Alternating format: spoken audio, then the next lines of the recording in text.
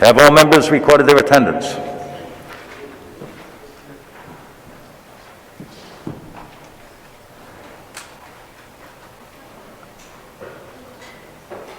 Clerk will please lock the machine. There are 37 members present. There is a quorum.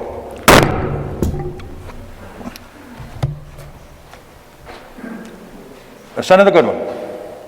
Thank you, Mr. President. Before I adjourn last Tuesday session, Senator Burke has a motion. Senator Burke.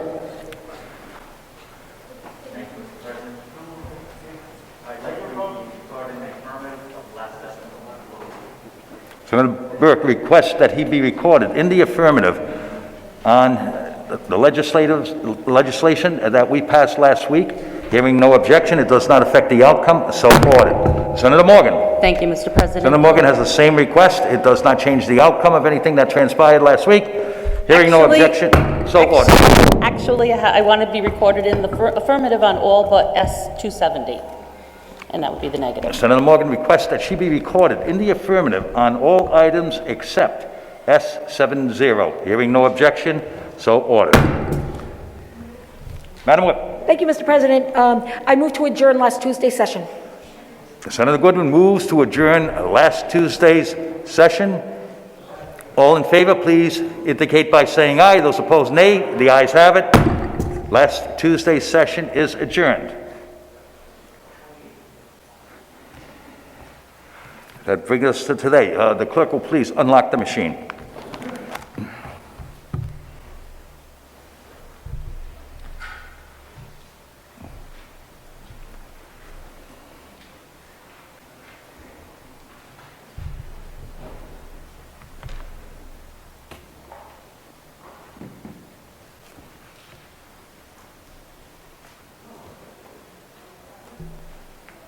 If all members have recorded their attendance, the clerk will lock the machine. There are 37 members present. There is a quorum. I would ask all members and their guests to please rise for the invocation and pledge of allegiance, to be led today by Senator Sandra Cano, representing the city of Pawtucket. Senator Cano. Thank you, Mr. President. Almighty and most merciful Father, we ask you that you send down your strength in order for these men and women to better serve this state and the constituents which whom we represent. We also ask for your continued guidance all the days of this legislation session. Amen. Amen. I pledge allegiance to the flag of the United States of America and to the republic for which it stands, one nation, under God, indivisible, with liberty and justice for all. First,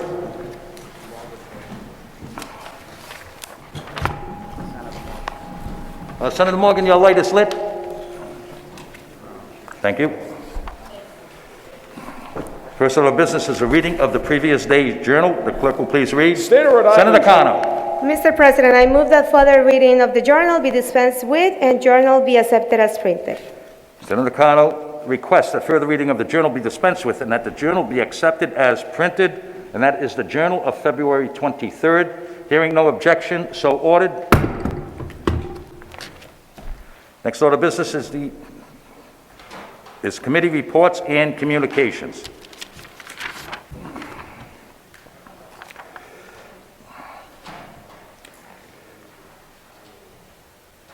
You have a communication from Senator Pearson to the Honorable Senate pursuant to Section 5.1-2 of the Interim Senate Rules. I am making the following appointments as subcommittee chairs and members for the Senate Committee on Finance for years 2021 and 2022.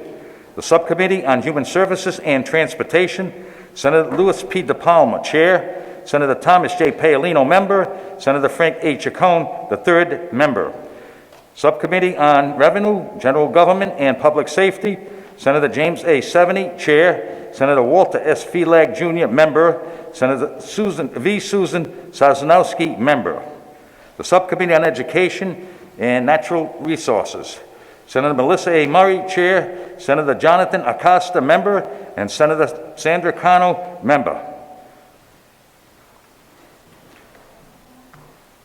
Please place the communication on file. Are there any other committee reports or communications?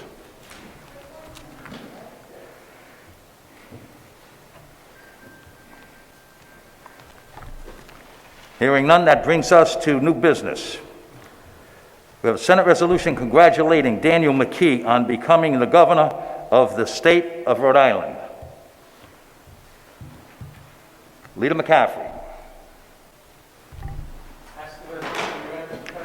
Leader McCaffrey requests that the resolution be read. The clerk will please do so. Senate resolution congratulating Daniel J. McKee on becoming the Governor of the State of Rhode Island.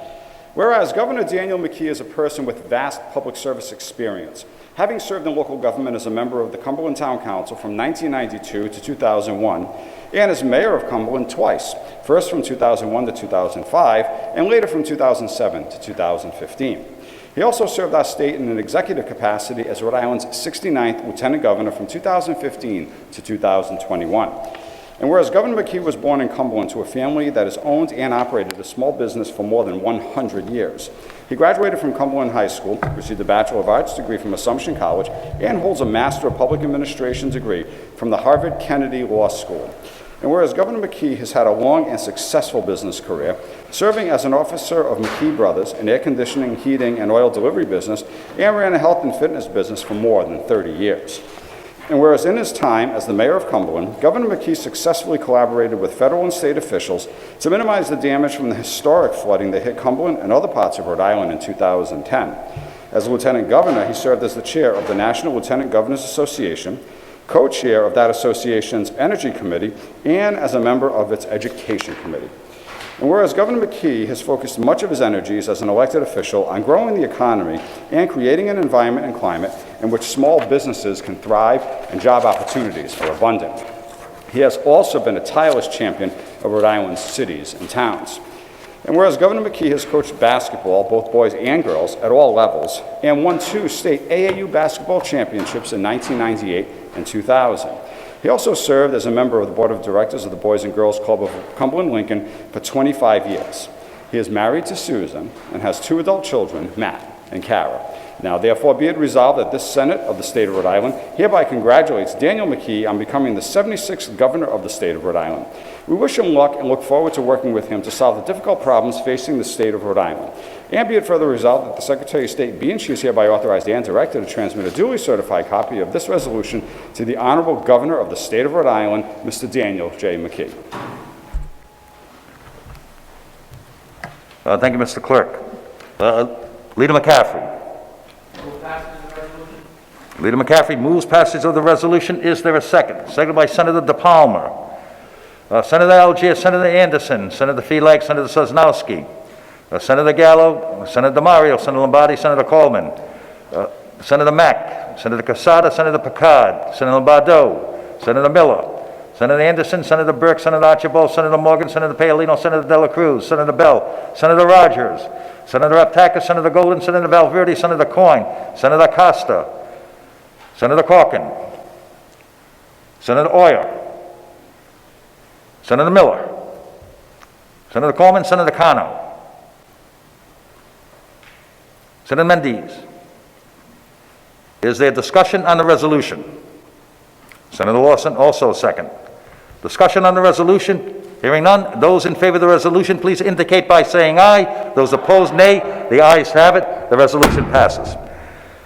The next item is a Senate resolution recognizing March 8, 2021 as International Women's Day in the state of Rhode Island. Chairwoman Cano.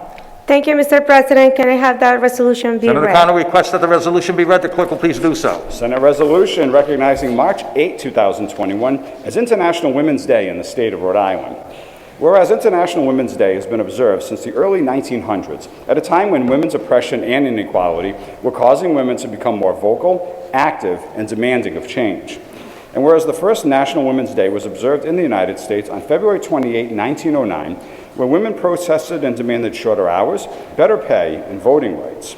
And whereas the first countries to honor International Women's Day in 1911 were Austria, Denmark, Germany, and Switzerland, with more than 1 million women and men attending International Women's Day rallies, demanding women's rights, including the right to work, vote, to hold public office, and an end to discrimination in general.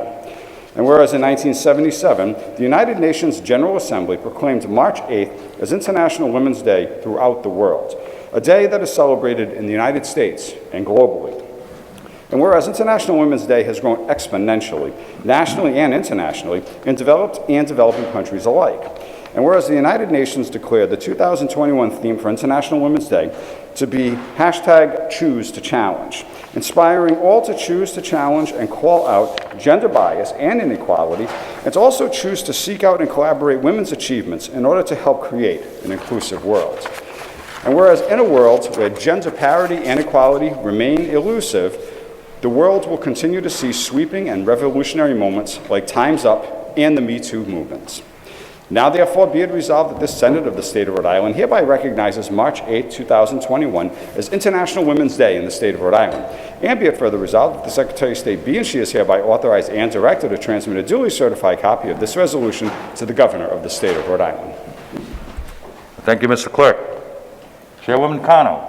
Thank you, Mr. President. Members of the Senate, I just want to say I feel very happy to see all the purple in the room today as you help celebrate International Women's Day. Today, we celebrated, actually it was yesterday, March 8th, but we're celebrating the theme of Choose to Challenge, which highlights the struggles to create an inclusive world for all. The campaign theme states, a challenge word is an alert word. Individually, we are all responsible for our own thoughts and actions, all day, every day. We can choose to challenge and call our gender bias and inequalities. We can all choose to seek out and celebrate women's achievements. Collectively, we can all help create an inclusive world. For challenge comes change, so let's all choose to challenge. The unique challenges and the struggles that women face on the daily basis have only been exacerbated during the COVID-19 pandemic, and women the world over deserve recognition for their work, dedication, and sacrifices. It is for these reasons that I was honored to introduce the International Women's Day resolution this year here in the Senate. As our society, the theme of this year's celebration, Choose to Challenge, could not be more important, and I ask all to embrace this theme and choose to challenge what is wrong, inappropriate, and unjust in our society, so that we might take a better work of ourselves and the generations yet to come. International Women's Day is a day to acknowledge the plight of women and to reflect on the achievements of women and the fight for gender equality. It is also a day to acknowledge the strides the world has taken in advancing women's rights, freedoms, and protections. The United Nations has recognized and celebrated International Women's Day on March 8 since 1975. And I just want to make sure that all the women legislators know how important your contributions to the decision-making of the state are. And as a token of appreciation, we have, Senator Cano and I have two constituents in Pawtucket that are very creative, but also very hardworking women in our community that help empower women, help support our community every single day. And those are Stacy from Bake My Day, and you have received a little nice cake pop from Stacy from Bake My Day in downtown Pawtucket, supporting women-owned business, and also a really nice creative card from Gail Allers from the Empowerment Factory, which is also happened to be that the business is in Senator Kalman's district, but it's a constituent of Senator Dawson. So I just want to say congratulations, thank you for all your hard work and achievements. Let's continue working together, and let's choose to challenge. So thank you so much. Senator Cano moves passage of the act. Is there a second?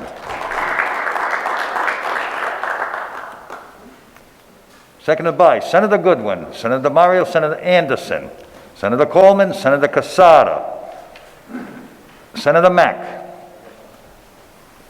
Senator Dela Cruz, Senator Corkin, Senator Murray, Senator Oyer, Senator Valverde, Senator Coyne, Senator Morgan, Senator Mendes,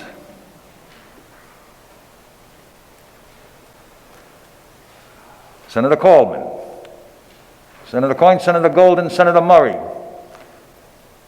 Senator McCaffrey, Senator Algier, Senator Feelig. Can you please shut your second light off once I call your name, please? Thank you. Senator Lombardo, Senator Sosnowski, Senator Lombardi, Senator Pecan.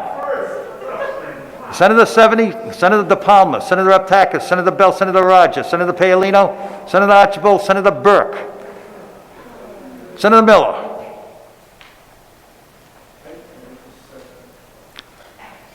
Senator Felag.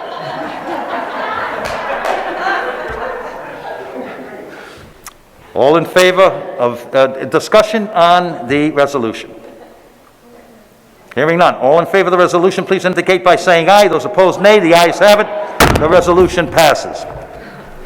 Our next resolution is by Senator Lawson, a Senate resolution congratulating St. Mary Academy, Bayview, for being awarded 2 AP Computer Science Female Diversity Awards. May I have that read, please? Senator Lawson requests that the resolution be read. The clerk will please do so. Senate resolution congratulating St. Mary Academy Bayview for being awarded 2 AP Computer Science Female Diversity Awards. Whereas for the 3rd year in a row, St. Mary Academy Bayview has earned 2 college AP Computer Science Female Diversity Awards for having high female representation in AP Computer Science A and AP Computer Science Principles courses. And whereas this prestigious accomplishment would have been impossible without the enormous contributions made by Bayview faculty members, Valerie Bryden, chair of the Computer Science Department, Antonella Lombardi, chair of the Mathematics Department, and Colleen Gribben, upper school principal.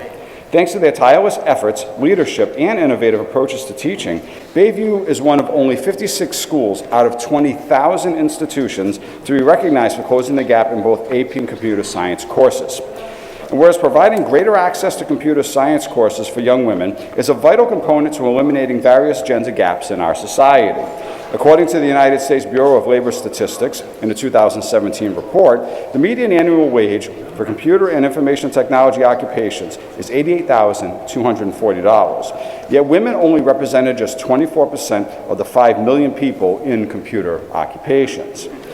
And whereas thanks to the St. Mary Academy Bayview and talented education professionals like Valerie Bryden and Antonella Lombardi, progress is being made, but more change is still necessary. Perhaps Stephanie Sanford, College Board Chief of Global Policy and External Relations, summed things up best when she stated, "Young women deserve an equal opportunity to become the next generation of entrepreneurs, engineers, and tech leaders. Closing the gap in computer science education empowers young women to build the future that they want."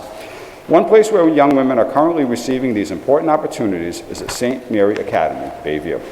Now therefore be it resolved that the Senate of the State of Rhode Island hereby congratulates St. Mary Academy, Bayview for being awarded 2 AP Computer Science Female Diversity Awards. And be it further resolved that the Secretary of State be and she is hereby authorized and directed to transmit duly certified copies of this resolution to Colleen Gribben, upper school principal, Valerie Bryden, chair of the Computer Science Department, and Antonella Lombardi, chair of the Mathematics Department, St. Mary Academy, Bayview. Thank you, Mr. Clerk. Senator Lawson. Thank you, Mr. President. I'd like to recognize and congratulate Valerie Bryden, my constituent, and Antonella Lombardi, Senator Lombardi's wife. Both have earned the College Board AP Computer Science Diversity Award for achieving high female representation in AP courses, Computer Science and AP Computer Science Principles. Schools honored with the Diversity Award have expanded girls' access in AP Computer Sciences sources. And it should be noted that this was achieved during a year of a pandemic, and it is also fitting that we recognize these 2 women today, for their uplifting of women and their achievements during the month we celebrate achievements of women. And I move passage. Senator Lawson moves passage of the resolution. Is there a second? Seconded by Senator Lombardi. Senator McCaffrey, Senator Goodwin, Senator Mendes, Senator Gallo, Senator Lombardo, Senator Felag, Senator Sosnowski, Senator Anderson, Senator DeMario, Senator Casada, Senator Coleman, Senator Mack, Senator Picard, Senator Algier, Senator Morgan, Senator Burke, Senator Archibald, Senator Cano, Senator Rogers, Senator Bell, Senator Corkin, Senator Valverde, Senator Coyne, Senator 70, Senator DiPalma, Senator Murray, Senator Golden, Senator Oyer, Senator DeMario, and Senator Acosta. Senator Aptakis, Senator 70. Is there discussion on the resolution? Hearing none, those in favor of the resolution, please indicate by saying aye. Those opposed, nay. The ayes have it. The resolution passes. Next item is a Senate resolution expressing deepest condolences on the passing of Brian Feeney. Madam Whip. Mr. President, we have that resolution read. Senator Goodwin requests that the resolution be read. The clerk will please do so. Senate resolution expressing deepest condolences on the passing of Brian Feeney. Whereas Mr. Brian Feeney was born in Providence, the son of the late James and Helen Feeney. He was the devoted husband of the late Susan Feeney. And whereas Mr. Feeney was a hardworking man his entire life, who strived tirelessly to provide for his family and loved ones. His work ethic began as a youngster when he was a paper boy delivering the newspaper around the city. He was the previous owner of the Bradley Cafe, where his cheery disposition and warm and caring personality never failed to impress a customer. He later served the city of Providence for 32 years, working for the Providence Water Board. Whereas Mr. Feeney was a devoted father to his beloved children, Brian, Caitlin, and Colleen, and was a beloved fixture in the Elmhurst, Providence neighborhood. Well remembered for his years of coaching his children and their friends in the Elmhurst Little League. And whereas Mr. Feeney leaves behind his children, Brian, Caitlin, and Colleen, he was the brother of Jane Quirk and the late James Feeney. He also leaves behind many nieces, nephews, grandnieces, and grandnephews. Now therefore be it resolved that this Senate of the State of Rhode Island hereby expresses its deepest condolences on the passing of Mr. Brian Feeney. And be it further resolved that the Secretary of State be and she is hereby authorized and directed to transmit duly certified copies of this resolution to Brian Feeney, Caitlin Feeney, Colleen Feeney, and Jane Quirk. Thank you, Mr. Clerk. Madam Whip. Thank you, Mr. President. I think the resolution summed up Brian's life very well. Brian, as you know, Mr. President, you and I were great fans of Brian and good friends over the years. He spent his entire life in the Elmhurst neighborhood, and he made so many contributions. But of course, as the resolution stated, he was best known as the owner of Bradley's Cafe on Admiral Street.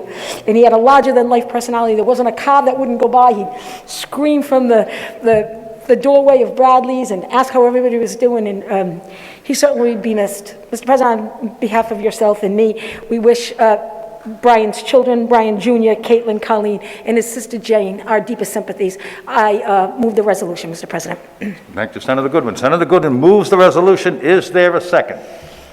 Seconded by Senator McCaffrey, Senator Gallo, Senator Miller, Senator Sosnowski, Senator Costa, Senator Lombardi, Senator Mendes, Senator Picard, Senator DeMario, Senator Lawson, Senator Mack, Senator Coleman, Senator Coyne, Senator Seveny, Senator DiPalma, Senator Burke, Senator Archibald, Senator Cano, Senator Algier, Senator Rogers, Senator Bell, Senator Corkin, Senator Murray, Senator Golden, Senator Seveny, Senator Felag, Senator Lombardo.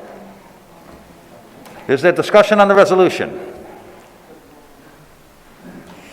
Hearing none, those in favor of the resolution, please rise.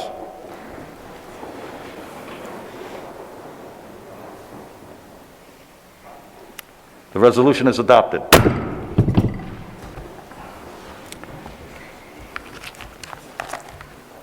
Next item on today's calendar is the Senate consent calendar. Leader McCaffrey moves passage, seconded by Senator Algier.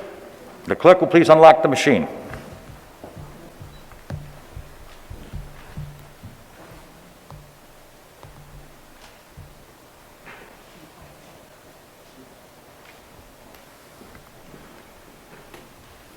Have all members recorded their vote?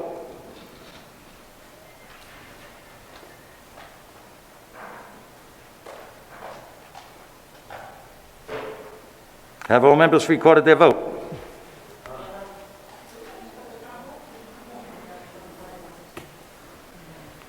We have 37 votes in the affirmative, 38 with Senator Goodwin, and the Senate consent calendar is adopted.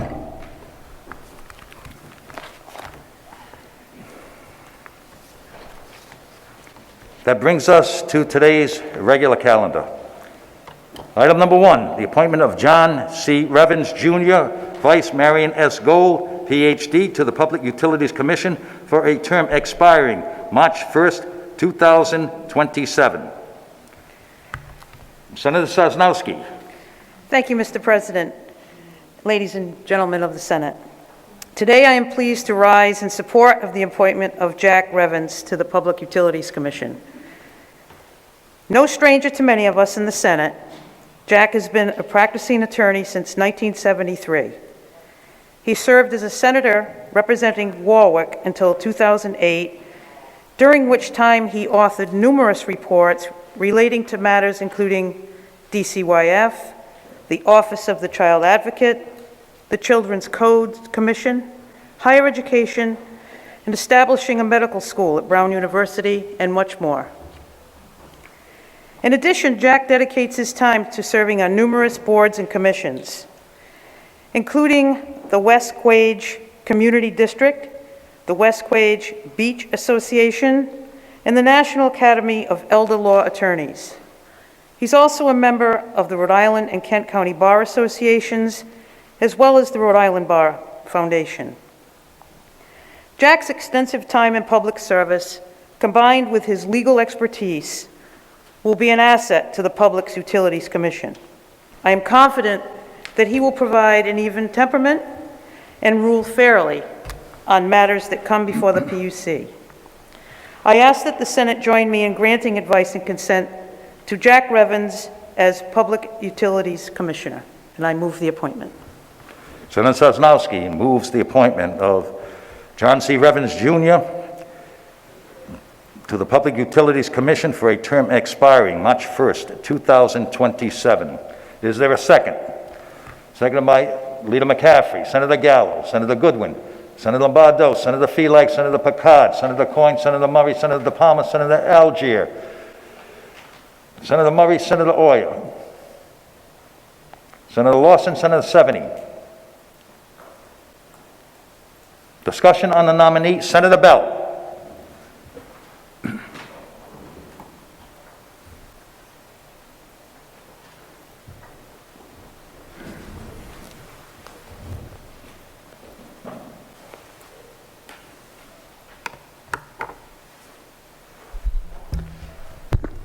Thank you so much, Mr. President. The Revens story begins in 1968 when he was first elected to the Rhode Island House of Representatives. He rose quickly, joining the Senate and rising up the ranks of Rocco Quattrocchi's leadership team. Quattrocchi was an old-school Democrat. He fought for the poor, but he also ran the Senate with an iron fist, crushing dissent and seeking retribution against senators who dared to speak out. And when Quattrocchi sought to punish a young dissident senator by trying to rip up his district in a redistricting bill, a bill that was later struck down in federal court, there was a revolt. Senators who blindly voted with Quattrocchi were branded, quote, Rocco's robots, and they went down in droves. Revens knew the Senate needed to change, so he did something brave. He challenged the leadership and won. In the caucus at the Providence Marriott, Senator Smith of Woonsocket, a progressive dissident under Quattrocchi, rose to support Revens, declaring, we're going to be allowed to say the things that we feel, and no one's going to be punished for feeling the way they do. And to me, that is the brightest mark of John Revens' candidacy.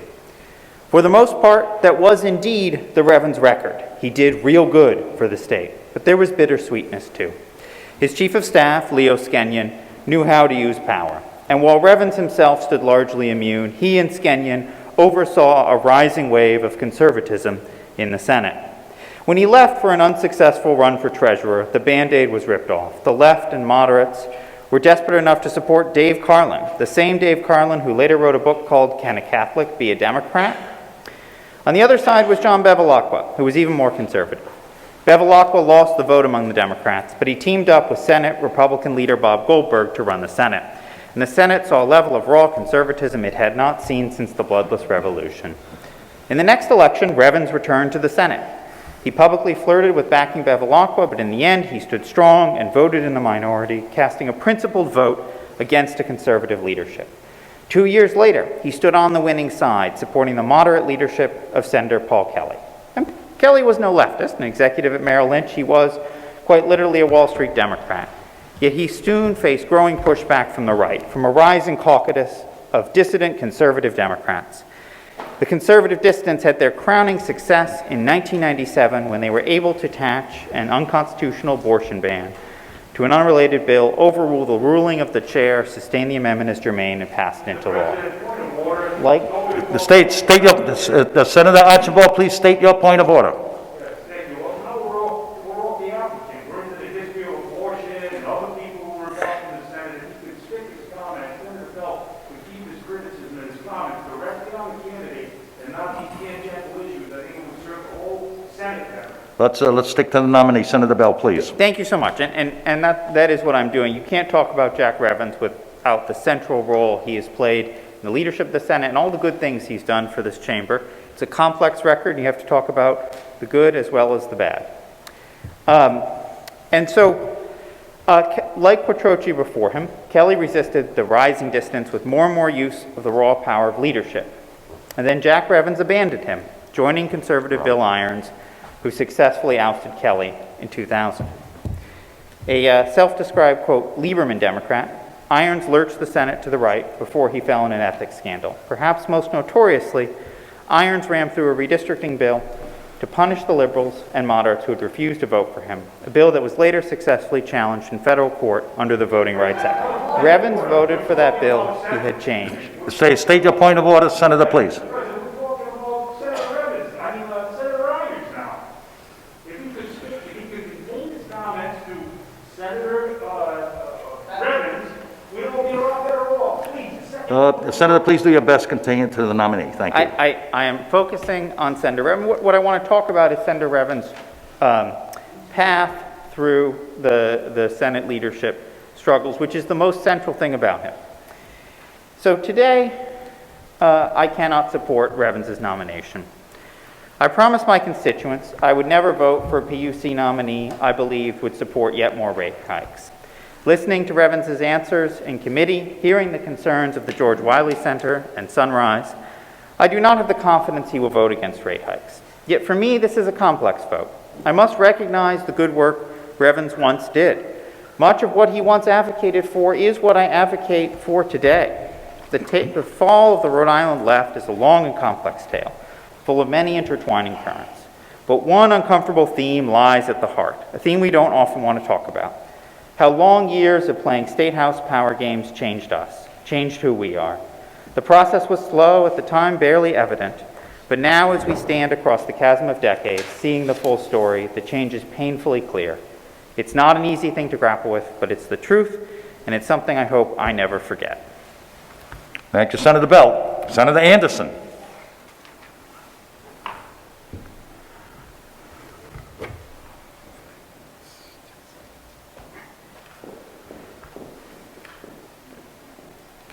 Thank you, Mr. President. I rise in opposition to the nomination of Senator Revens as well. At first, the possible appointment of Senator Revens to the Public Utilities Commission was difficult for me. Thinking about this as a political appointment felt somewhat intimidating, I will admit. The appointment was delayed by a few weeks, giving me some perspective, and I realized how much I wanted to make the best decision for the people of Rhode Island. So I viewed it more like a job interview than a political appointment. So I talked to Mr. Revens a few times, read all the application information, and listened to his own introduction during the first committee hearing. I talked to organizations who would be impacted by the PUC rulings, and read all the emails objecting to his appointment. One thing became clear: Senator Revens knows his way around the State House and by all accounts operates judiciously. His experience and knowledge are vast, but it also became clear he is not the right person for this appointment. This is an important position in our state, in part because of the goal of transitioning to renewable energy. Also, as we've seen in Texas, the decisions of the PUC can have incredibly impactful results in the face of a climate emergency. The next six years are going to be pivotal in transitioning to renewable energy, enforcing rules and regulations around telecommunications, protecting water quality standards, and protecting the people of Rhode Island from the high cost of energy and providing for the safe delivery of energy. As we know, the PUC plays a big role in regulating essential utility services in our state. All three of the current commissioners, while I might not always agree with them, have decades of combined experience in energy efficiency, environmental science, and environmental economics. Both Marion Gold and Abigail Anthony sat on the Rhode Island Energy and Resource Management Council, and Mr. Gurwatowski has had 30 years experience in utility and energy in the energy industry.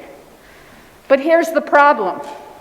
Senator Revens has no experience with energy science, environmental economics, or environmental justice. In losing Marion Gold, we are losing an expert in environmental science, energy economics, and energy policy. We need the person that replaces her to hit the ground running, already knowing the history and science behind these issues. If you take a look at the PUC docket, it's chock full of decisions that require an in-depth understanding of all these issues. During my second conversation with Mr. Revens, I was disappointed to learn he was still not yet familiar with the percentage of income payment plan, although he had been asked several times during his introduction if he would support it, if appointed. In addition, he didn't know much about the Aquidneck Island gas outage of 2019, which was Rhode Island's smaller version of the Texas disaster. Although he has stated that the consumer is his first priority, these were two issues that heavily impacted residents with diverse backgrounds, and he had very little knowledge of their circumstances. I want to feel I'm part of appointing a commissioner that not only knows about these very important issues, but has some well thought out opinions and analysis when talking about them. As I said before, I believe Senator Revens to be a highly knowledgeable person with lots of legislative, judicial, and political experience. But we need a public utility commissioner that has been involved with solutions to these challenges and has a working knowledge of the energy and utility landscape that we will be facing over the next 6 years.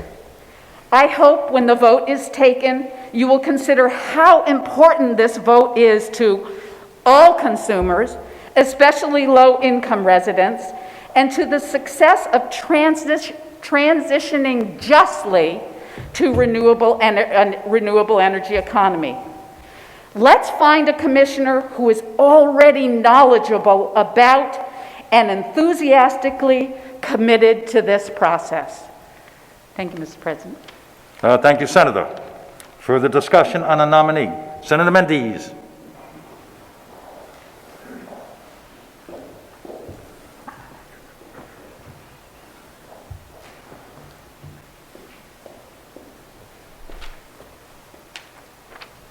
Thank you, Senate President.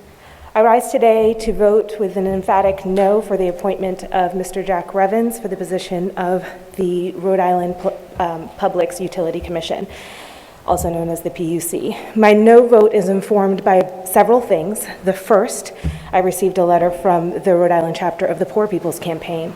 This is a nonpartisan group that carries the banner of the good work that was started in 1968 by Reverend Dr. Martin Luther King Jr. and many others who called for a revolution of values in America. They sought to build a broad fusion of movement that could unite the poor and impact communities across the country. Their name is a direct cry from the underside of history and the Poor People's Campaign. In this letter, they explicitly asked that and I quote, oppose the appointment of Mr. Revens to the Rhode Island Public Utilities Commission unless he explicitly and unambiguously expresses support for the 2021 passage of the Percentage Income Payment Plan for Rhode Island, also known as PIP. The passage of this plan would limit utility bills for families across the state to a percentage of their income between 2 and 4%. Mr. Revens conveyed that he could not take a position because he said, quote, the law would not allow him to do so. We heard about his extensive law background and has yet to cite what law that would not allow him to do so. And to the best of our understanding, that claim was not supported by Rhode Island law, and he has yet to cite that law. The second reason, I received a similar request to a vote for no for this appointment by the George Wiley Center in Pawtucket, who has been a champion for PIP for a long time. And thank you to my colleague, Senator Chacon, for his work on this piece of legislation. The George Wiley Center has been critical in helping many families in my district during this pandemic. But you know what has not been helpful to the families in my district? 3 utility hikes from National Grid. 3 spikes in rate that they would have to pay in a global pandemic. That was not helpful. From a public health perspective, energy insecurity is a crisis that affects the energy and security of households that are the effects are wide and complex and potentially devastating to parents and children. Households with children that are living with energy insecurity are more likely to require hospitalization than children not living with energy insecurity. Children are more likely to face developmental concerns as well as have poorer health outcomes when they are energy insecure. So if the George Wiley Center, who is on the front lines of serving my community in my district, says this is not our guy, then this is not our guy. The third reason is that the local chapter of Sunrise, a youth-led organization of locally young people who are committed to environmental and racial justice, were not impressed with Mr. Jack Revens' elusiveness around fossil fuel infrastructure, and that he has not yet made a commitment to opposing fossil fuel infrastructure. The climate crisis, as I said in his hearing, is not new, and the climate crisis is not accidental. In this hearing, I asked Mr. Revens if he would have done anything different in his 38 years in the Rhode Island State House, and there was not a glimpse of insight that he would have avoided or contributed to helping to avoid the climate crisis, and no enthusiasm about addressing the existential crisis that lays before us with any bold movement towards sustainable energy. I asked Mr. Revens for some clarity on how this appointment even came about. In Rhode Island, we have had enough of power handoffs behind closed doors, and I was also not satisfied with his answer. I recognize and appreciate Mr. Revens' years, over 30 years of service in the State House, and I do not wish to disparage that. And I'm sure that he has some battle scars and maybe even some good work that he can claim, and he did let us know about, and some of my colleagues also shared.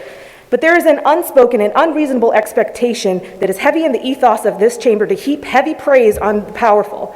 We were not voted into these seats to pat political dynamos on the back and dole out accolades. I respect and appreciate the hard work that it takes for public service for that many years, but that does not preclude someone from a thorough evaluation of a role. That does not give anyone in this chamber a waiver for being held accountable for their vote tonight, because bravery that we spend on our votes is spent on behalf of people, and we can spend our political capital and flex our moral will if we are willing to be gatekeepers for the people that we were voted in office to represent.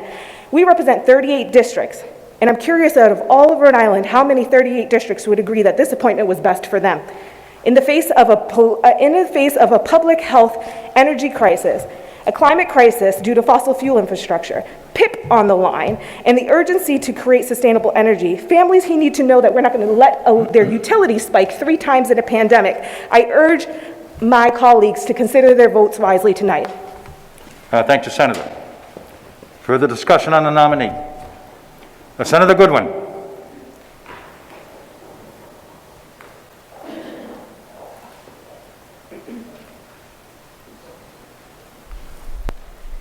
Thank you, Mr. President. I rise to support the nomination today of Jack Revens to the PUC. And Mr. President, members of the Senate, I share this story with the Committee on Commerce because I had the opportunity to serve a number of years, not only in this chamber, but alongside Jack Revens. But one particular issue stands out very solid in my mind. And that was back in the early 2000s. Sadly, domestic violence wasn't really on the forefront here in the Assembly, but there was a tragic shooting, I think in the town of Coventry. A woman was killed by her husband, and there was a bill before this Assembly that would require guns to be taken out of the hands of domestic abusers. And it was controversial, believe it or not, at the time. I thought it was like a simple, how could you not support it kind of thing. But there was a panel the Judiciary Committee had, and most of my, as I recall, female colleagues were on board fighting very, very hard for months for this particular legislation. And it came before the Committee on Judiciary. We thought maybe we were lining up the votes on Judiciary to have this bill pass out. Sadly, some of our colleagues that said that they were in fact going to support this bill took a walk, did not show up. Some legislators told the family that they would be supporting this bill and did not. But there was Jack Revens who sat on this bill, a skillful attorney, skilled in parliamentary procedures. So he was supportive of this bill, and he's put his heart and soul into it. So when he sat down in the rostrum of the Judiciary room, he actually voted no, because he knew the way it was going. He wanted to be on the prevailing side so that he could have the bill reconsidered. And he offered amendment after amendment after amendment to this bill to try to see its success. Unfortunately, it didn't happen. And many of you might ask, what in the world, Mary Ellen, does this have to do with the PUC? Really, it has nothing to do with the PUC, but it gives you a little insight to the man that Jack Revens is. He's a man of his word, and he's a good man. He's smart, so I wanted to share that particular story. You know, I'm not surprised that Jack Revens couldn't answer specific questions on which way he might vote. It's my understanding that the PUC is a semi-judicial body, and to predetermine the way he's going to vote in any way, I think doesn't do that board justice in any way. And I think maybe the bigger question for us here in the chamber, and a very, very important question, is the PUC itself. Senator Oyer and myself have had long discussions. We're working on legislation to perhaps maybe change that particular board. We're working folks here in Rhode Island and the low-income folks that cannot afford any more rates be included in this legislation for this purpose. Maybe we have to think of expanding the PUC to 5 members where the interests of Rhode Islanders are taken into consideration. And I ask you maybe to think about that, Mr. President, but I just want to say that I support Jack Revens. He's a good man. He's ably qualified for this position. Thank you, Mr. President. Thank you, Madam Whip. Further discussion? Leader McCaffrey.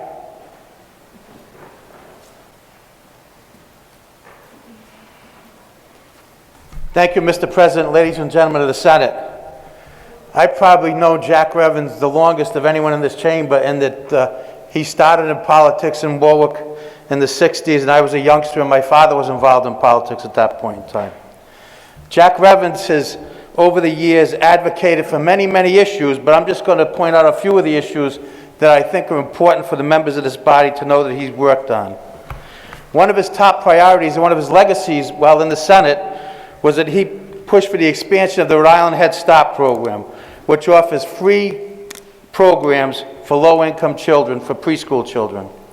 He also worked to encourage that students be able to go to school. Having himself been a graduate of CCRI, he encouraged and created the charitable foundation known as the CCRI Foundation, which allows a lot of children and students in the state of Rhode Island to attend CCRI and get aid. He also, over the years, co-sponsored legislation to create the CCRI 21st Century Commission, which looked to develop a workforce where children could go from high school to CCRI and also work during that point in time. Over the last couple of years, we've heard a lot about DCYF. We wouldn't have DCYF in the state of Rhode Island if it wasn't for Jack Revens. He chaired the Children's Code Commission, which studied and revised all the laws relative to the health and welfare of children in the state. He created DCYF. He also created the Office of the Child Advocate, which keeps an eye on DCYF and the Child's Bill of Rights. He also helped create the Brown University Medical School, which today is one of the leading medical schools in the country, and we get rave reviews for it. That wouldn't have happened had it not been for Jack Revens. He's also a friend of the environment. Over the years, he's voted for numerous bills for open space, but he's also supported, while he's in the Senate, a number of renewable energy bills that oftentimes are a priority of the Senate. Jack Revens has been a dedicated public servant over the years. He's a tremendous asset to the state of Rhode Island. And Mr. President, I know that when he gets to the PUC, he'll continue to do that. He showed himself over the years to be exceedingly effective and as well as caring for people from all walks of life. And I'm glad to second this nomination. Thank you, Leader McCaffrey. Further discussion on the nominee? Hearing none, the clerk will please unlock the machine.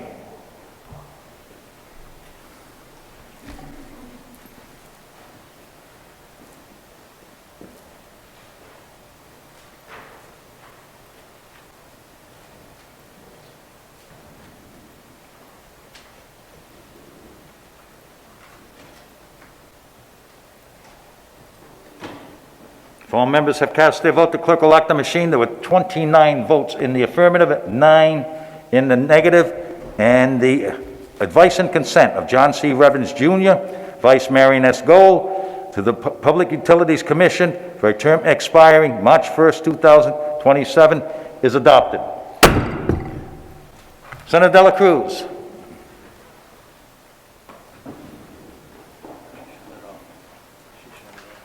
I was going to speak on the nomination, but that moment has passed. Thank you, Senator. Item number 2 on today's calendar is by Senator Gallo, Senate Bill 76, an act relating to education curriculum. Madam President.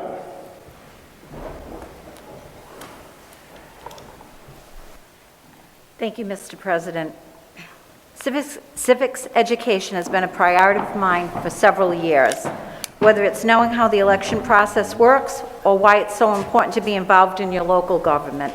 It is crucial that we provide this information to our students. Especially after this most recent election, it's clear that we need to make sure that we are turning out well-informed citizens. This bill would require all high school students to demonstrate proficiency in civics education to graduate.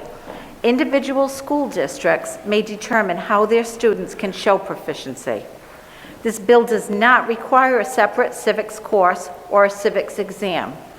Our schools get to choose what works best for their students. I know that oftentimes aspects of civics are integrated into curriculum already, so it's likely that many of our schools won't have to change anything they currently teach. But we need to get all of our students on the same page. Our students are capable of meeting expectations when we set them, and I have every confidence in their abilities. And I'd like to move this, and at the proper time, I have an amendment. Senator Gallo moves passage of the legislation. Is there a second? Seconded by Senator Cano, Senator McCaffrey, Senator Goodwin, Senator Miller, Senator Sosnowski, Senator Burke, Senator Paolino, Senator De La Cruz, Senator Murray, Senator Coyne, Senator Seveny, Senator DiPalma, Senator Lombardi, Senator Coleman, Senator Lawson, Senator Mack, Senator Casada, Senator Pearson, Senator DeMario, Senator Picard, Senator Lombardo, Senator Anderson, Senator Felag, Senator Archibald, Senator Rogers, Senator Morgan, Senator Corkin, Senator Valverde, Senator Raptakis, Senator Oyer, Senator Coleman, Senator Anderson. Senator Gallo, you have an amendment to offer. Thank you, Mr. President. LC 001054/2. And what it does is it amends the language to extend the implication till 2023. The schools had, and RIDE had reached out to me saying that it would be difficult for the students and for the schools to accommodate the 2022. So with that in mind, I would like to propose 2023, that it would be implemented by. Senator Gallo moves amendment LC 001054/2, seconded by Senator Cano, Senator Corkin, Senator Goodwin, Senator McCaffrey, Senator De La Cruz, Senator Sosnowski, Senator Burke, Senator Paolino, Senator Dela Cruz, Senator Lombardi, Senator Casada, Senator Coleman, Senator Lawson, Senator Mack, Senator Pearson, Senator Coyne, Senator DiPalma, Senator Murray, Senator Oyer, Senator Anderson, Senator Seveny, Senator Mario. On the amendment, Senator Cano, are you on the amendment? Discussion on the amendment. Hearing none, the clerk will please unlock the machine.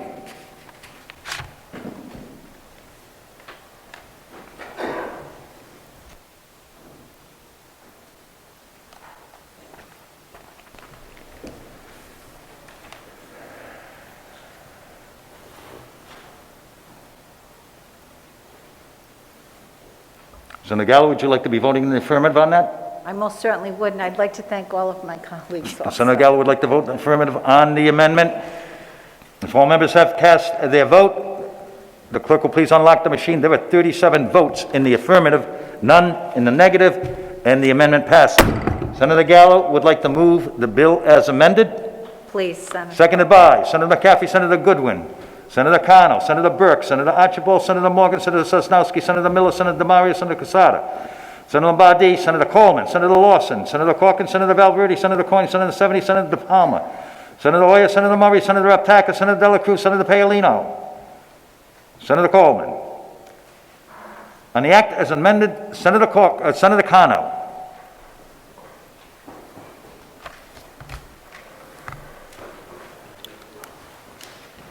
Thank you, Mr. President. I rise in full support of this bill, and I want to say thank you to Senator Gallo for her advocacy and hard work during all of these past years where she has been advocating for civic education.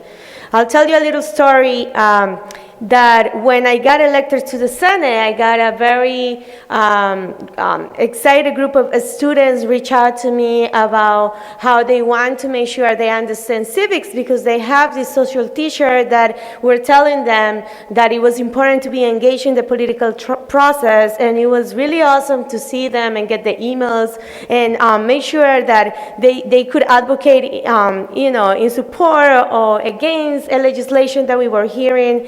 And I just want to say that I commend Mr. Eric Sassin, the teacher that reached out to me and made sure that the students were always looking for support of the legislation.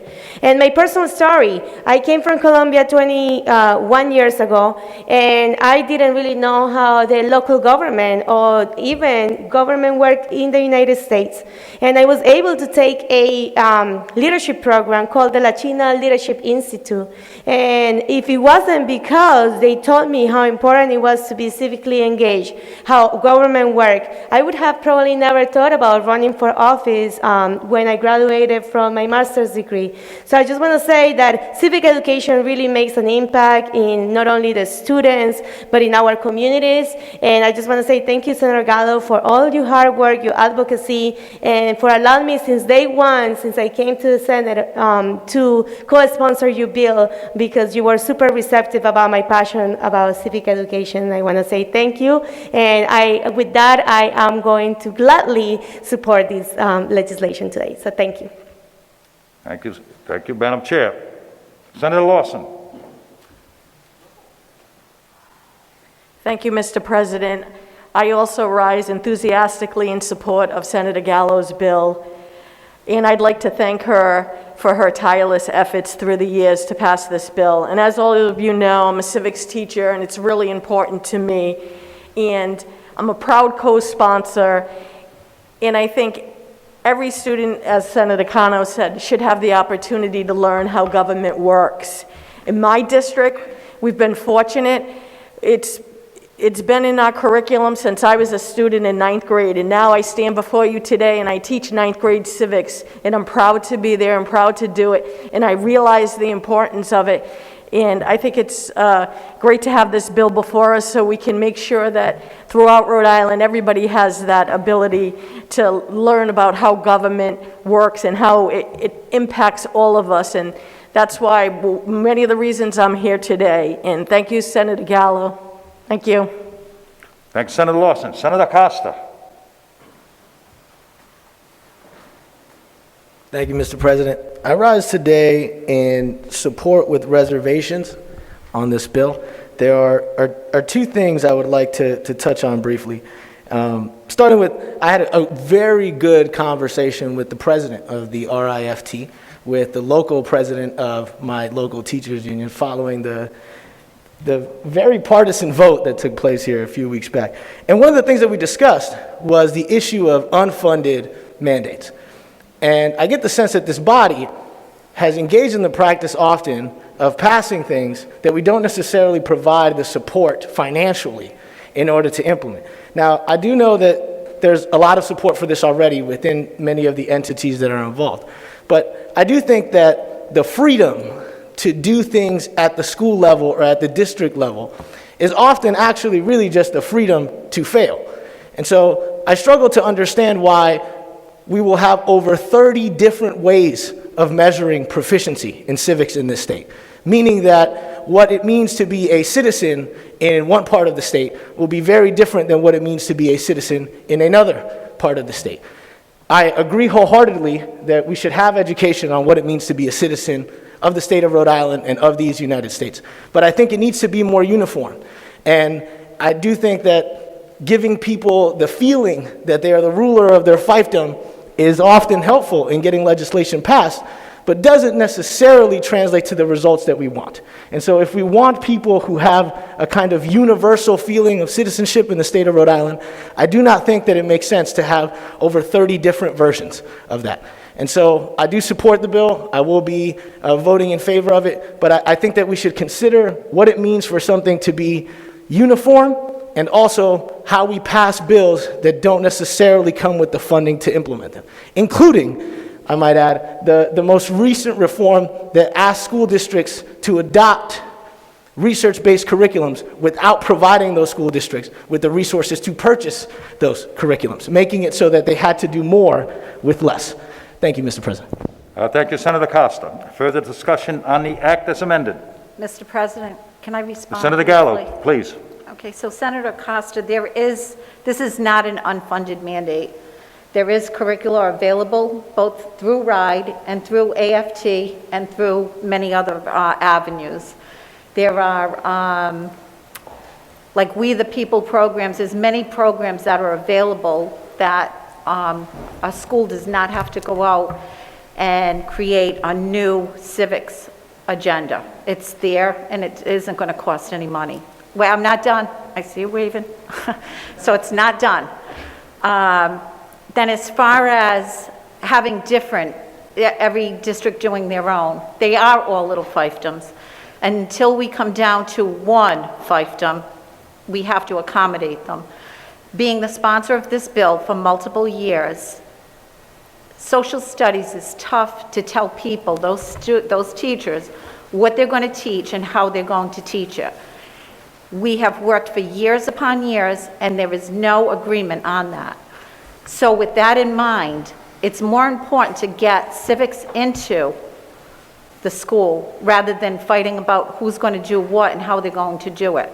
I believe once it's in, it is my dream that it can then be adjusted, however it needs to be adjusted. But at this time, I think it's most important that students understand what civics is and what their responsibilities are. Thank you, Mr. President. Thank you, Senator Gallo. Senator Costa. Thank you, Mr. President. And I appreciate, Senator Gallo, your exposition there. What I might encourage my colleagues in the Senate chamber to do is to go to the Rhode Island Department of Education website now and look at the curriculum materials that they have for social studies. They are some of the thinnest materials on that site. There are very few sample problems provided, sample resources, especially when it comes to civics. And so I agree that it is very difficult to get people on board to adopt a single curriculum, but we could at least provide the resources and then give them the option to embrace that curriculum or make their own, instead of saying everyone has the latitude to make their own. Those standards, by the way, have not been updated since 2008, following the passing of the first version of this bill in 2007. So they are wildly outdated and predate the adoption of standards-based curriculums around the country. Thank you. Thank you, Senator Costa. Senator Miller.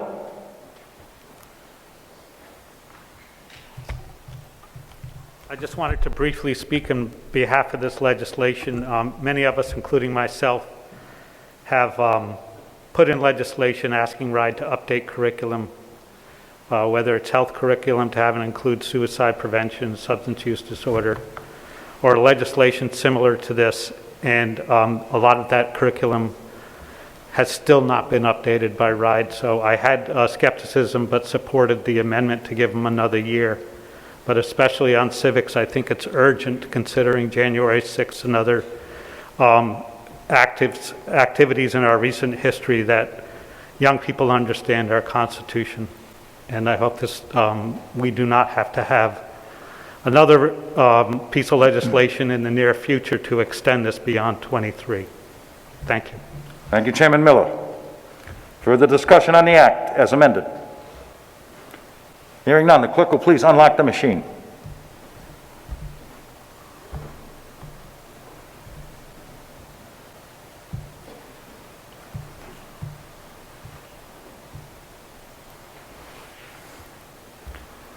If all members have cast their vote, the clerk will lock the machine with 37 votes in the affirmative, none in the negative, and the act as amended passes. Next item on today's calendar is Senate Bill S-285, also by Senator Gallo, an act related to education, Rhode Island School to Career Transition Act of 1996. Madam President, please proceed. Thank you, Mr. President. Beginning with students entering the 6th grade in the year 2024 to 2025 school year, this bill would require every student in grades 6 through 12 to have an individual career and academic plan. Students and their families would work with the school counselors, administrators, and teachers to develop goals, explore academic and employment opportunities after high school, secure financial aid, and ultimately enter the workforce. This bill would require the students to update their plan every year in order to graduate from high school. And I thank Senator Acosta for calling me ahead of time to discuss this. And unfortunately, I was in school and I didn't get a chance to respond to him, but so I feel that it's important. We do have plans that are in place within the school district.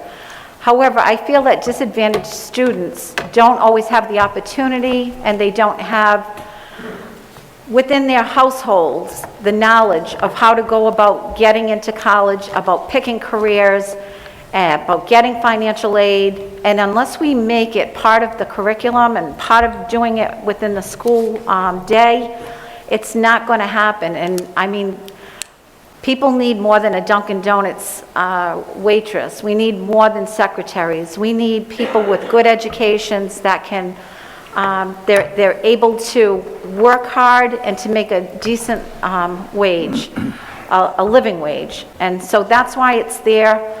I do concur with Senator Acosta and Senator Bell about it being an unfunded mandate. However, there are counselors within the school district, and I know the counselors are busy. I know everybody's busy.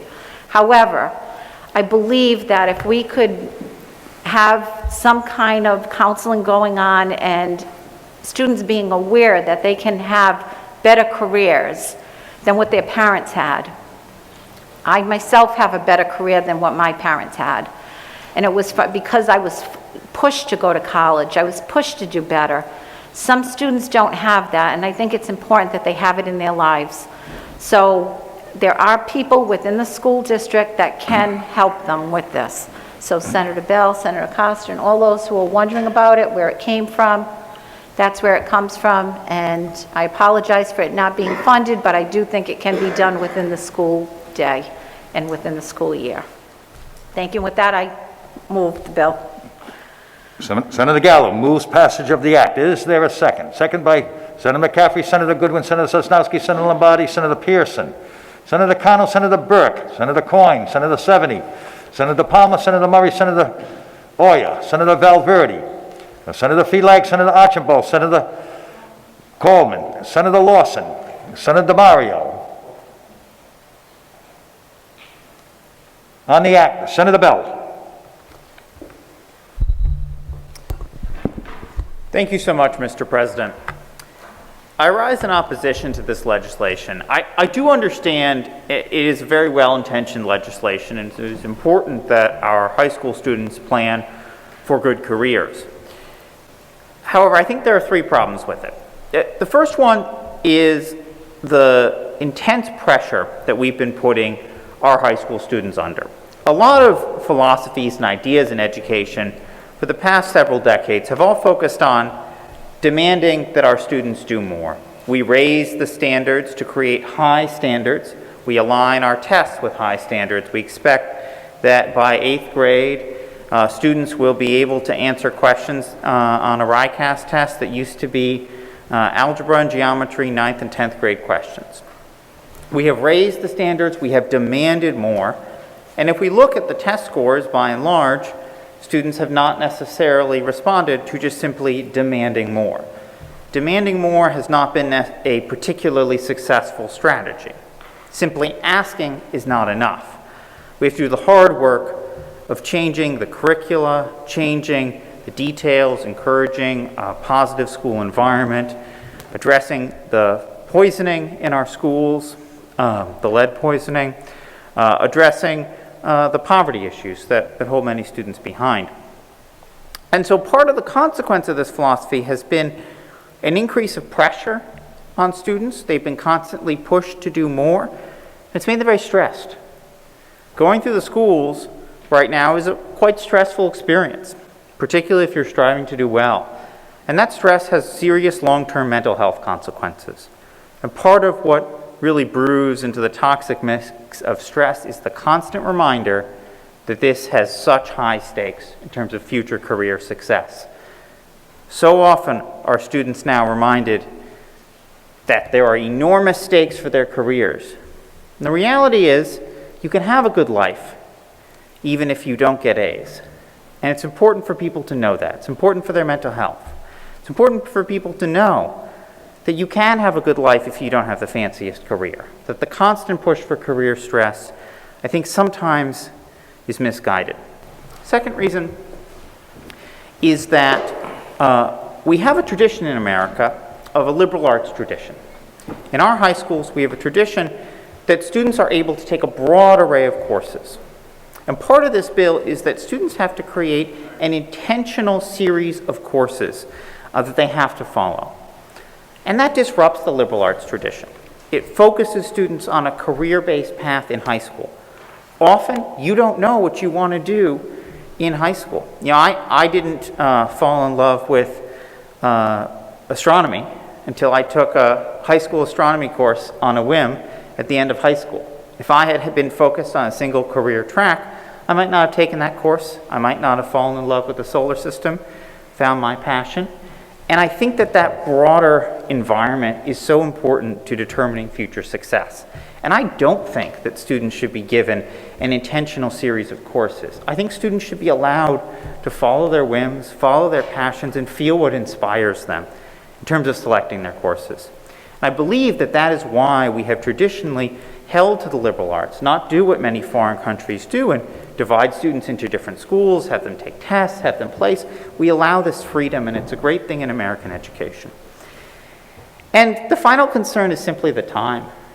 It's a lot of work in high school. You have to do a lot of homework. The amount of homework has increased dramatically over the years, particularly at the top. Particularly, it's become a gateway to getting very good grades. You have to do a lot of homework. And some extra time. And sometimes students may not have the time to sit down and fill out some extra paperwork. You can be really stressed, and throwing an additional burden on our students can be problematic. So the time aspect, it's a smaller component of it, but I really do believe it's a real component. And when you add that together, this legislation is very well intentioned. It is important that we have students that have good career goals, that they inspire them, that they actualize them in their educational path. But sometimes when we mandate it in this fashion, we undermine some of the intentions that we have behind this. So with that reason, I am going to be voting in opposition to this legislation. I don't think it's a poorly intentioned piece of legislation, and I understand very well where the sponsor's coming from, but I'm not going to be able to support it today. Thank you, Senator Bell. Senator Costa.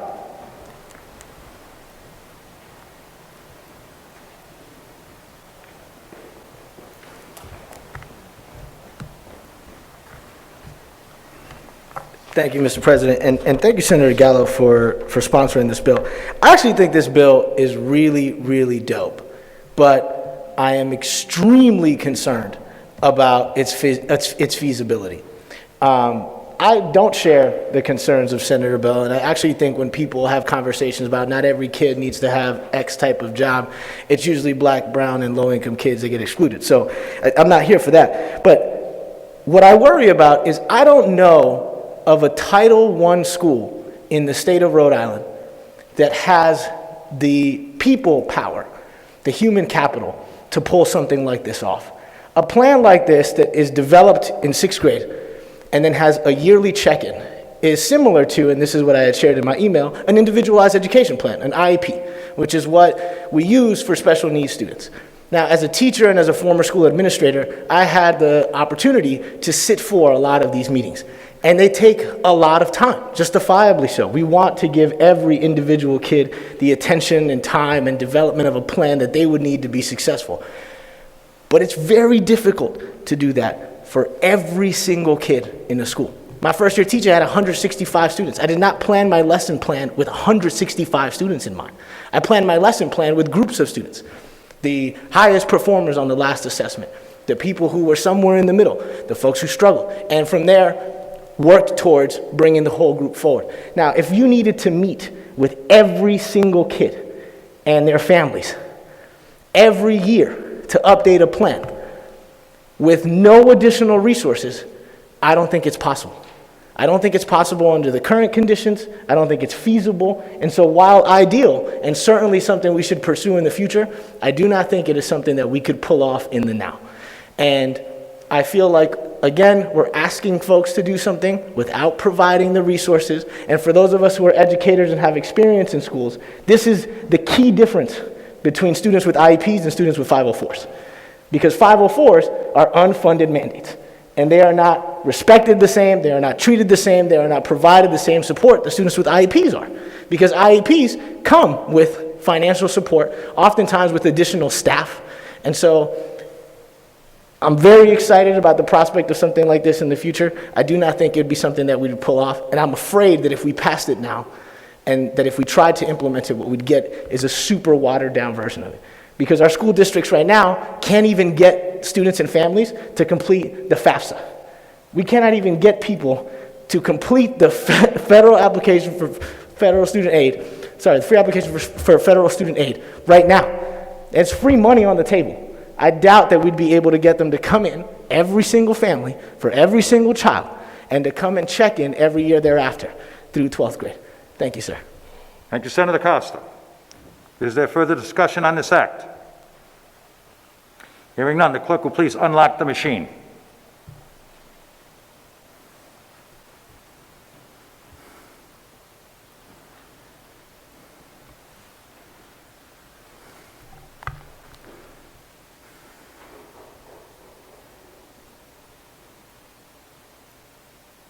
Have all members recorded their vote?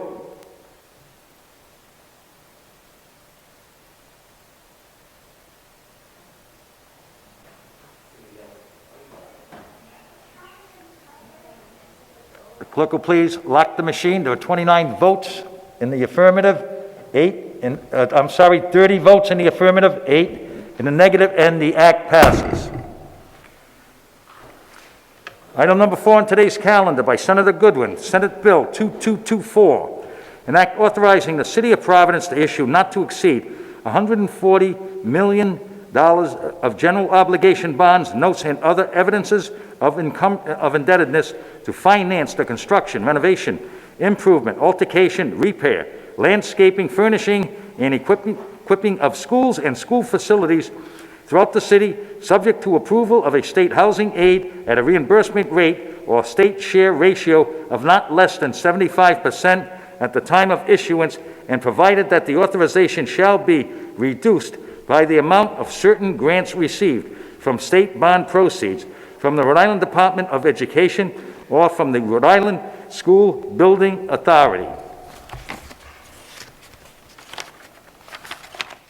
Madam Whip. Thank you, Mr. President. I couldn't say it better myself. This is technical in nature, seeing that this was already placed on the ballot and the people voted for it last November of 2020. I move its passage. Senator Gordon moves passage of the resolution. Is there a second? Second by Senator McCaffrey, Senator Miller, Senator Coleman, Senator Costa, Senator Sosnowski, Senator Acosta, Senator Casada, Senator Pearson, Senator Coleman, Senator Lawson, Senator Mack, Senator Gallo, Senator Felag, Senator Mendes, Senator Burke, Senator Anderson, Senator Archibald, Senator Bell, Senator Murray, Senator Oyer, Senator Coyne, Senator Seveny, Senator DiPalma, Senator Lombardo, Senator DeMario, Senator Gallo, Senator Coleman, and Senator DeMario. Discussion on the resolution. Hearing none, those in, the clerk will please unlock the machine.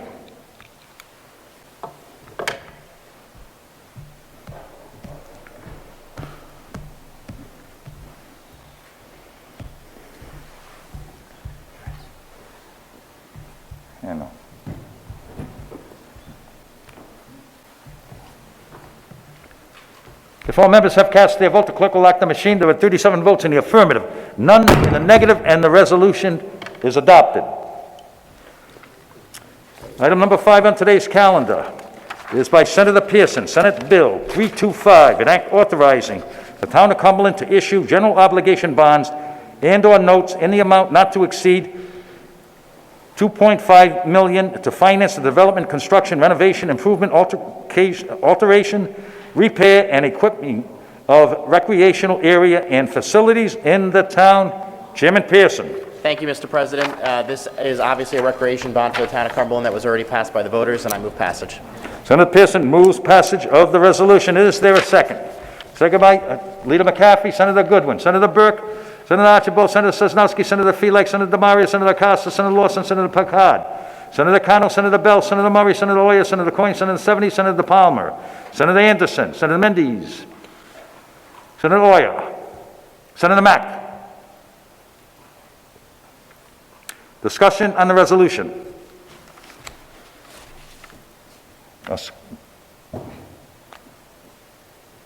Hearing none, the clerk will please unlock the machine.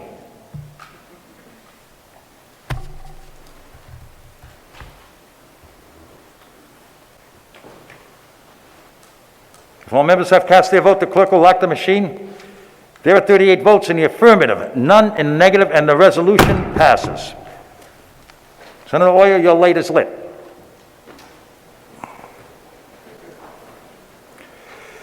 Item number 6 by Senator Sosnowski, Senate Bill 374, an act authorizing the town of South Kingston to issue not to exceed $85 million general obligation bonds, notes, and other evidences of indebtedness to finance the construction, renovation, improvement, alteration, repair, landscaping, furnishing, and equipping of schools and school facilities throughout the town, and all attendant expenses, including but not limited to engineering and architectural costs, provided that the authorization shall be reduced by the amount of certain grants received from the state bond proceeds from the Rhode Island Department of Education or from the Rhode Island School Building Authority.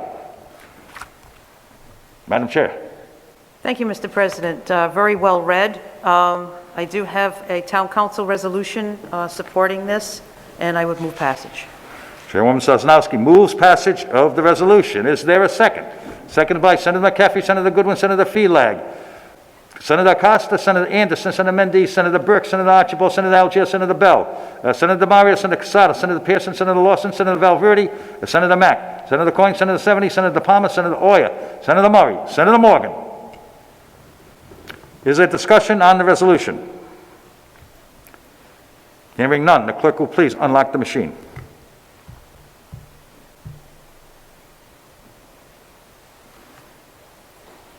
If all members have cast their vote, the clerk will lock the machine. There are 38 votes in the affirmative, none in the negative, and the resolution passes. Last item on today's calendar is Senate Bill 196 by Senator Cano, an act relating to labor and labor relations, Dignity at Work Act. Senator Lombardi. Thank you, Mr. President. Ladies and gentlemen of the Senate, this bill was passed in the last 2 years by the Senate. It creates a Healthy Workplace Act of 2021. The purpose of the bill is to recognize and protect the right to dignity in the workplace and to prevent, detect, remedy, and eliminate all forms of workplace bullying and harassment that infringe upon that right. The Act makes it unlawful practice to subject an employee to any abusive work environment or for an employer to retaliate in any manner against an employee who participated at any level in a complaint of abuse work environment. It creates a 7-member Fair Work Commission to address workplace bullying and to enforce this act, and I move passage. Senator Lombardi moves passage of the act. Is there a second? Seconded by Leader McCaffrey, Senator Goodwin, Senator Burke, Senator Felag, Senator Sosnowski, Senator DeMario, Senator Costa, Senator Casada, Senator Lombardo, Senator DeMario, Senator Corman, Senator Lawson, Senator Mack, Senator Archibald, Senator Corkin, Senator Valverde, Senator Coyne, Senator Seveny, Senator DiPalma, Senator Oyer, Senator Murray, Senator Aptakis, Senator Bell, Senator Cano, Senator Anderson, Senator Corman, Senator Mendes, Leader McCaffrey again. Discussion on the act. Clerk will please unlock the machine.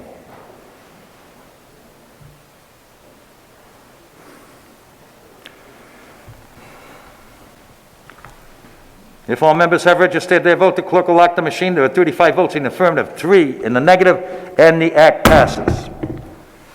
That concludes today's calendar. We now revert to announcements and introductions.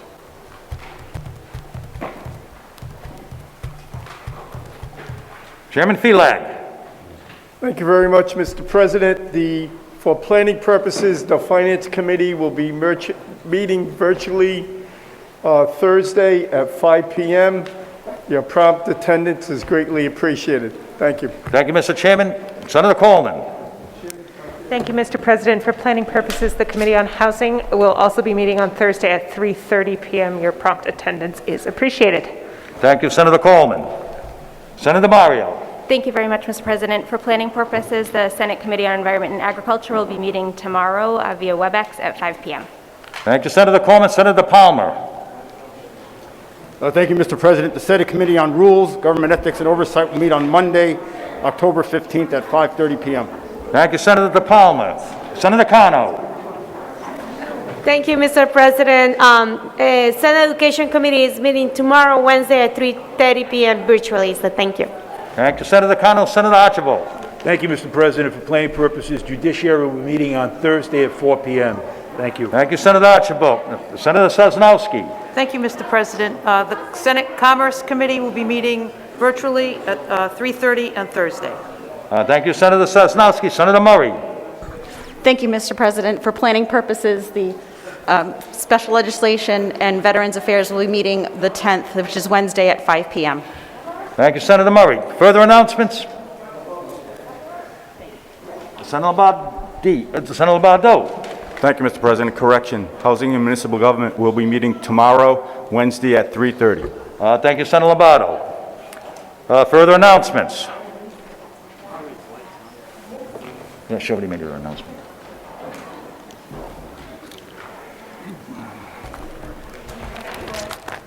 Is there any objection to transmitting adopted resolutions to the Honorable Secretary of State?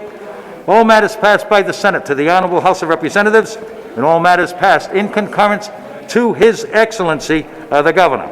Hearing none, so ordered. The desk is now clear of business. The desk is now clear of business. I call on Senator Goodwin for the purpose of recess. Thank you, Mr. President. If there's no further business to come before the Senate, I ask that the Senate adjourn in the memory of Brian Feeney, recess in the memory of Brian Feeney. Senator Goodwin moves that we adjourn in memory of Brian Feeney, seconded by Leader McCaffrey. All those in favor, please rise.